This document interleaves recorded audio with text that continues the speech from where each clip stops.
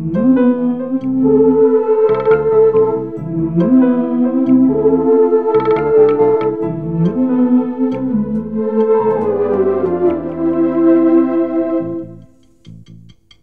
విధి విచిత్రాల నిధి, ఓ విధి విచిత్రాల నిధి, వింత కథల సారథి, ఆశ నిరాశల వారధి, నిరంకుశ నిర్ణయాల నిర్దయవానిధి, ఓ విధి విచిత్రాల నిధి, ఓ విధి విచిత్రాల నిధి.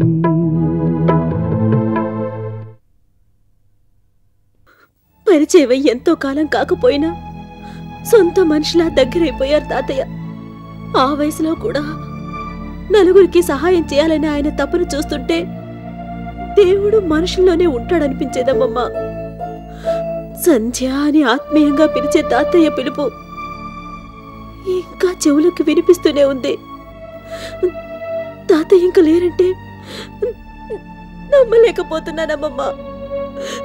నేనెవరికైతే బాగా దగ్గరవుతానో వాళ్ళు నాకు ఏదో రకంగా దూరం అయిపోతారు. అభిమానంతో నన్ను చేరదీసినందుకు నా దురదృష్టమే తాతయ్యని తీసుకెళ్ళిపోయింది. అలా ఎందుకు అనుకుంటున్నావు సంధ్య? ఆయన మీద నువ్వు పెంచుకున్న అభిమానమే నీ చేత అలా అనిపిస్తుంది. ఊరుకో.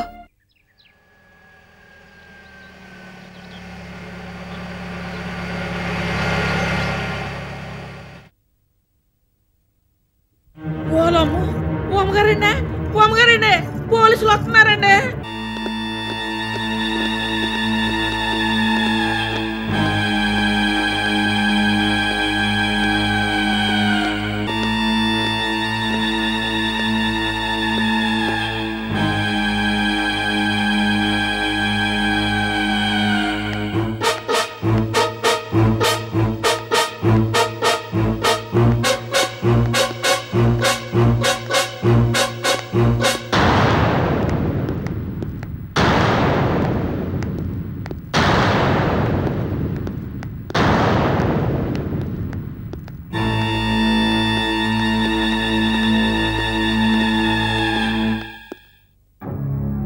సారీ మేడం, విలియమ్స్ గారిని చంపిన నేరానికి మిమ్మల్ని అరెస్ట్ చేస్తున్నాను.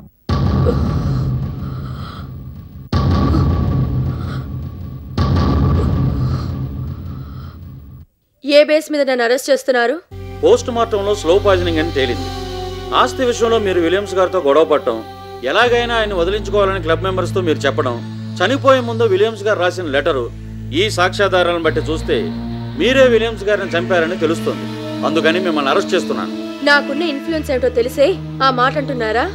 ఇది మర్డర్ కేసు మేడం. సాక్ష్యాధారాలు కూడా దొరికాయి కాబట్టి ఈ పరిస్థితిలో ఎవరూ చేసేది ఏమీ లేదు. పదండి మేడం ప్లీజ్, లేకపోతే బలవంతంగానైనా తీసుకెళ్లాల్సి ఉంటుంది. గ్రానీ, నేను వెళ్ళి మన లాయర్ గారితో మాట్లాడతాను. బెయిల్ మీద నువ్వు వెంటనే బయటకు వచ్చేలా చూస్తాను. నీ ట్రైల్లో నువ్వు ఉండు వినోద్. సంధ్యకు విడాకులు ఇప్పించానని ఇంత పని చేసిందా లక్ష్మీదేవి. బయటికి రాగానే అంతకంత ప్రతీకారం తీర్చుకుంటాను. పదండి madam.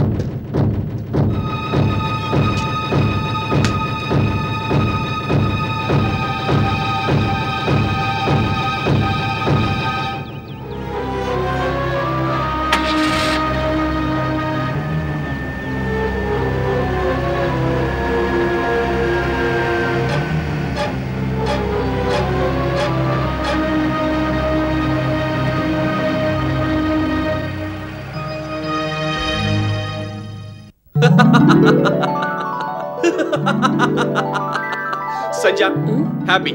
I'm very happy. Very very happy.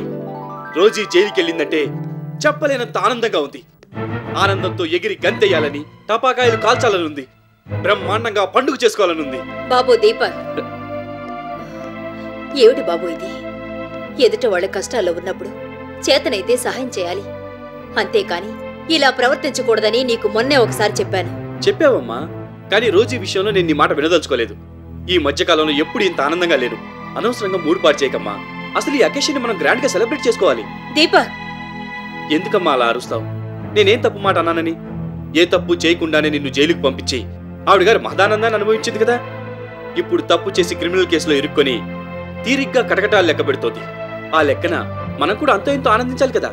Rosie అలా ప్రవర్తించిందని నువ్వు అలా చేస్తే నీకు రోజీకి తేడా ఏముంటుంది? అసలు అలాంటి ఆలోచనే రాకూడదు నీకు. నువ్వు చేస్తున్నది చాలా తప్పు దీపక్. అయితే ఇప్పుడు ఏం చేయమంటావమ్మా? ఆవిడ జైలుకి వెళ్ళిందని ఏడుస్తూ కూర్చోమంటావా?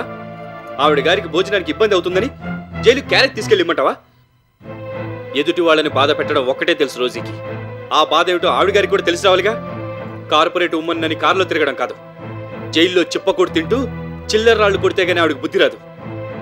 ఏం చేసినా ఆవిడకి జన్మలో బుద్ధొస్తుందనే నమ్మకం నాకు లేదు మావయ్య. నువ్వు కూడా మొదలు పెట్టావా? అంటే మళ్ళీ మొదటికే వచ్చారన్నమాట. అంతా అయిపోయాక ఇంకా మొదలు చివర ఏమిటమ్మా? ఆ మొహమాటాలు ఎప్పుడో పోయాయి. మీరిద్దరు ఇలా తయారవుతారనుకోలేదురా. ఆవిడ పెట్టిన టార్చర్కి ఎవరైనా ఇలానే తయారవుతారు, ఒక్క నువ్వు తప్ప. మంచితనం, మానవత్వం అంటూ మడికట్టు కూర్చొని ఆవిడ ఏమన్నా భరించావు. సంజయ్ కాపురం నాశనం అయిపోతుందేమోనని ఆల్మోస్ట్ ఆవిడకి సరెండర్ అయిపోయావు. చివరికి ఏమైంది? మంచితనము లేదు, మట్టిగడ్డలు లేవని ఆవిడ చేయాలనుకున్న పని ఆవిడ చేసేసింది. శ్రీకృష్ణుడు అంతటి వాడు కూడా శిశుపాలుని 100 తప్పుల కన్నా ఎక్కువ స్పేర్ చేయలేదు. నువ్వు మాత్రం రోజు ఎన్ని తప్పులు చేసినా భరిస్తూనే ఉంటావు. మాకా ఓపిక లేదు. అవునమ్మమ్మా, ఏమైతే అయిందని నువ్వు ఎదురు తిరుగుంటే దెబ్బకి తెయ్య వదిలేది, ఆవిడ నీ దారిలోకొచ్చేది. ఇనువు కాలితేనే వంగుతుంది. రోజీలాంటి వాళ్ళు ఎదురు తిరిగితేనే లొంగుతారు. అయినా బిజినెస్ లో ఆవిడకి అంత రిటార్ట్ ఇచ్చిన దానివి ఫ్యామిలీ దగ్గరకు వచ్చేసరికి మెత్తబడిపోయావు. అది అలసుగా తీసుకుని తాను చేయాలనుకున్న పని తను చేసింది. అయినా దాని గురించి ఇంత డిస్కషన్ అనవసరం అనుకుంటాను. ఆవిడ్ని మనం ఏమీ చేయలేకపోయాం, కానీ టోటల్గా ఆవిడ చేసిన తప్పులన్నింటికీ ఆ దేవుడే శిక్ష విధించాడనుకో. కరెక్ట్. అసలు అలాంటి క్రిమినల్స్ జైల్లో ఉంటేనే బెటర్. అందరూ క్షేమంగా ఉంటారు. దీపక్, రోజీ ఎవరనుకుంటున్నా? ఎంత కాదనుకున్నా నీ అత్తగారు. ఆ రకంగా మనకు బంధుత్వం కూడా ఉంది. అందుకే ఆవిడ్ని విడిపించాల్సిన బాధ్యత కూడా మనకుంది. ఆ విషయం మర్చిపోతున్నాం. ఈ విషయంలో ఎలా ప్రొసీడ్ అయితే బాగుంటుందో లాయర్ గారిని అడిగి సలహా తీసుకుందాం. ఓసారి వెళ్ళి మాట్లాడి వద్దాం పద. సారీ అమ్మా, ఆ రోజు నన్ను ఏనాడు అల్లుడిగా చూడలేదు. లక్ష్మీదేవి కొడుకుగానే చూసింది. ఆవిడ నాకు అత్తగారన్న విషయాన్ని నేను ఎప్పుడో మర్చిపోయాను. గుర్తు చేసి నన్ను బాధ పెట్టకమ్మా. నువ్వేమన్నా చెప్పు, వింటాను. నువ్వేం చేయమంటే అది చేస్తాను. ఒక్క రోజు విషయంలో మాత్రం నన్ను వదిలే, నీకు దండ పెడతాను.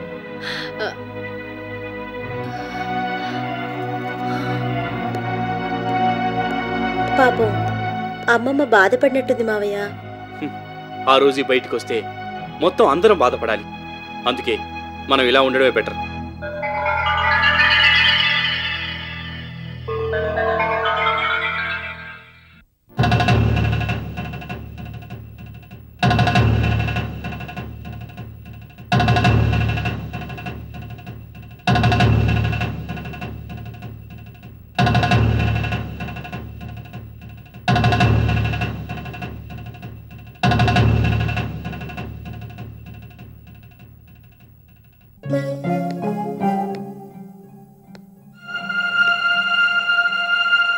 రోజీ,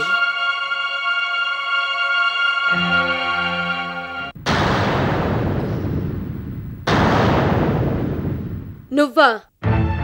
జైల్లో ఉన్నానని జాలి చూపించడానికి వచ్చావా? కష్టాల్లో ఉన్నానని కన్నీళ్లు తొడవడానికి వచ్చావా?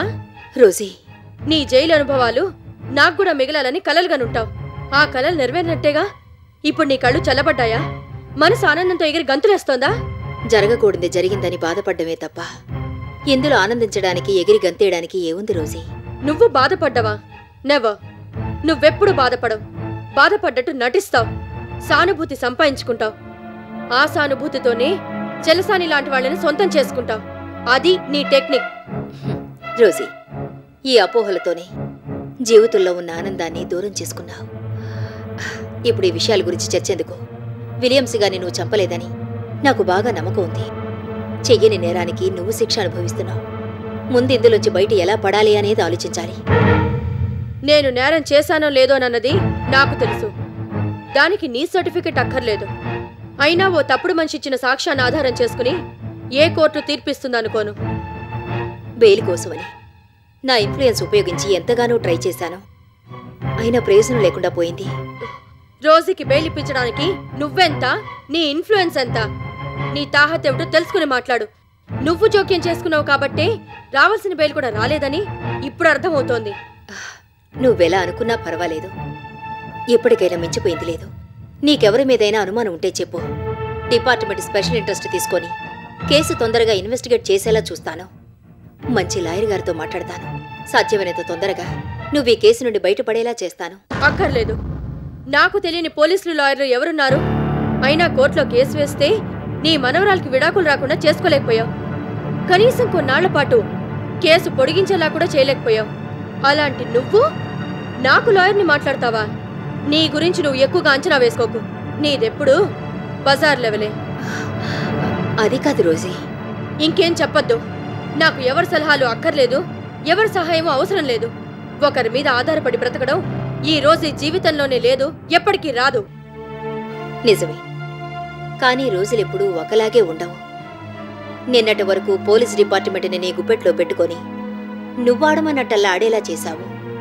కానీ ఈవేళ ఆ పోలీసులే నిన్ను అరెస్ట్ చేసి సెల్లో కూర్చోబెట్టారు. ఆ విషయం మర్చిపోకు. అంటే నువ్వొచ్చింది నా చేతకంతా నన్ను ఎత్తి చూపించడానికా? లేదు రోజీ, నాకు చేతనైన సాయం చేద్దామని వచ్చాను. లక్ష్మీదేవి, నువ్వు ఎందుకొచ్చావో, నాకు సహాయం ఎందుకు చేయాలనుకుంటున్నావో నాకు బాగా తెలుసు. రోజీ, ఎస్, ఆస్తి నాది కాదని అప్పుడు మార్కెట్లో ప్రచారం చేశావు. ఆ రకంగా నా పరువు తీయాలని ప్రయత్నించావు. ఇప్పుడు ఇద్దరి మధ్య ఎన్ని గొడవలున్నా రోజీని పరామర్శించడానికి లక్ష్మీదేవి వెళ్ళిందని నలుగురు నీ మంచితనాన్ని గురించి చెప్పుకోవాలి. ఒకవేళ నేను విడుదలై బయటికొస్తే లక్ష్మీదేవి విడిపించింది అనే క్రెడిట్ కొట్టేయాలి. మిస్సెస్ రోజీ కన్నా లక్ష్మీదేవి పవర్ఫుల్ అని అందరూ అనుకోవాలి. అలా నీ ఇమేజ్ పెంచుకోవాలి. అది నీ ప్లాన్. లేదు రోజీ, నాకు అలాంటి దురుద్దేశమే లేదు. లేకపోతే నువ్వెందుకు వస్తావు? జైల్లో నేనే కాదు, నాలాంటి వాళ్ళు చాలా మంది ఉన్నారు. నీ ఇన్ఫ్లుయెన్స్ ఉపయోగించి వాళ్ళలో ఎవరినైనా విడిపించచ్చుగా. అలా చేస్తే సంఘసేవ చేస్తున్నావన్న క్రెడిట్ అయినా వస్తుంది. ఎంత జరిగినా నువ్వు మారలేదంటే మారాల్సింది నువ్వు కానీ నేను కాదు. నీ గురించి నువ్వు గొప్పగా ఊహించుకుని వచ్చినట్టున్నావు. నువ్వు ఏం చేసినా ఈ రోజు స్థాయికి ఎదగలేవు. బెయిల్ ఎలా రప్పించుకోవాలో, జైల్లోంచి ఎలా బయటపడాలో నాకు బాగా తెలుసు. జైల్లో ఉన్నా బయట ఉన్నా రోజీయే. పాపం, నా కోసం శ్రమపడొచ్చి చాలాసేపు ఉండిపోయావు. అవతల నీ ప్రియుడు నీ కోసం ఎదురు చూస్తూ ఉంటాడు, విరహాలతో వేగిపోతూ ఉంటాడు. నన్ను జైల్లోంచి విడిపించడం కాదు, అతను నా బాధలోంచి విడిపించు. వెళ్ళు. చూడు, జాలి చూపించే నెపంతో మళ్ళీ ఇక్కడికి రావద్దు.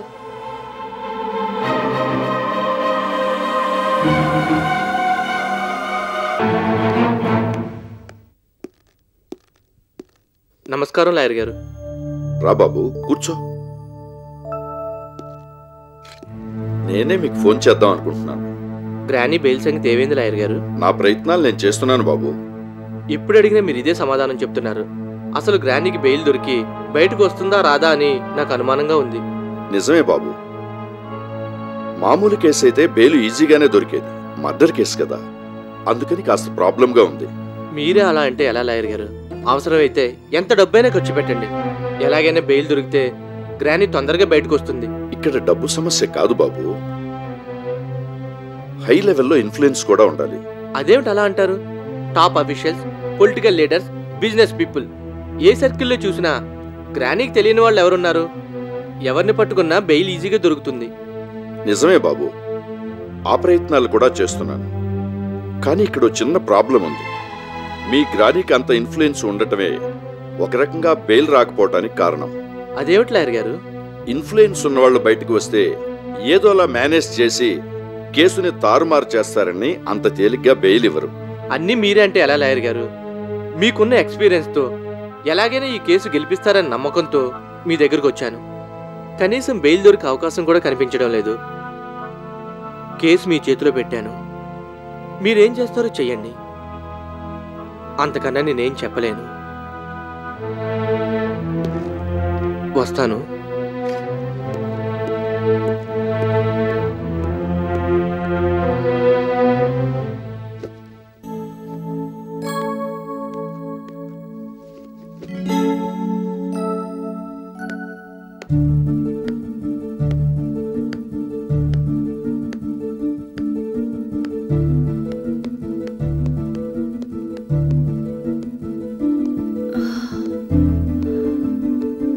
మేడం, ఏమైంది?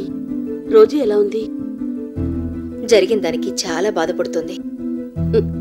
రోజు బాధపడుతుందంటే నేను నమ్మలేకపోతున్నాను. నేను అలాగే అనుకున్నాను బేడి. కాని తన బాధంతా చెప్పుకుని ఏడ్చింది. తనకే పాపం తెలియదని, తన పరువు ప్రతిష్టని దిగజార్చడానికి ఎవరో పని కట్టుకుని పని చేశారని చెప్పింది. ఇన్నాళ్లు అందర్నీ బాధ పెట్టినందుకు ఆ భగవంతుడు తనకి శిక్ష విధించాడని కుమిలిపోతుంది. మేడం, రోజుని చిన్నప్పటి నుంచి పెంచాను. తన సంగతి నాకు బాగా తెలుసు. తను చేసింది తప్పు అని తెలిసినా ఒప్పుకోదు. తన ఓటమిని అంగీకరించదు. పశ్చాత్తాపం అనే మాట రోజుకి తెలియదు. తనదో విచిత్రమైన మనస్తత్వం. అందుకే రోజీ బాధపడుతుందని, పశ్చాత్తాపంతో కుంగిపోతుందని మీరు చెప్తున్నా నేను నమ్మలేకపోతున్నాను. మనుషుల్ని పరిస్థితులు మార్చొచ్చు కదా బీడి. లేదు మేడం, రోజీ పరిస్థితులను మారుస్తుంది తప్ప తను మారదు. ఇలా అంటున్నానని మరోలా అనుకోకండి. రోజీ విషయంలో మీరు చెప్పిందంతా నిజమని ఒక్కసారి నా కళ్ళల్లోకి సూటిగా చూసి చెప్పండి. బీడి, మనుషుల గురించి వాళ్ళ మనస్తత్వాల గురించి ఆలోచించడానికి టైం లేదు. ముందు రోజుని విడిపించే ప్రయత్నం చేయాలి.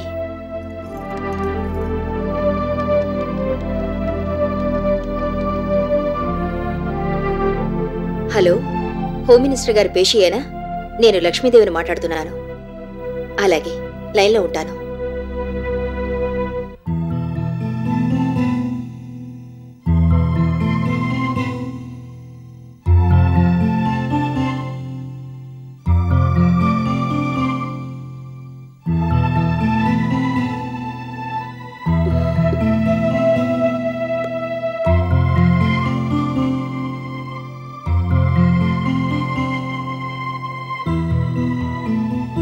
అలాగే సార్, ఉంటాను.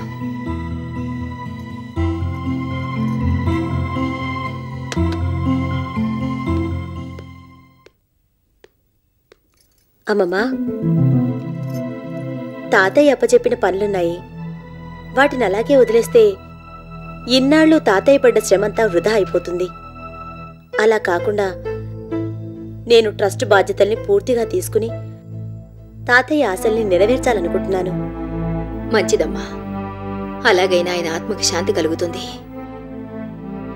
నేను ట్రస్ట్ ఆఫీస్కి వెళ్తున్నానమ్మమ్మా. అవసరమైతే అక్కడికి ఫోన్ చెయ్యి. అలాగే.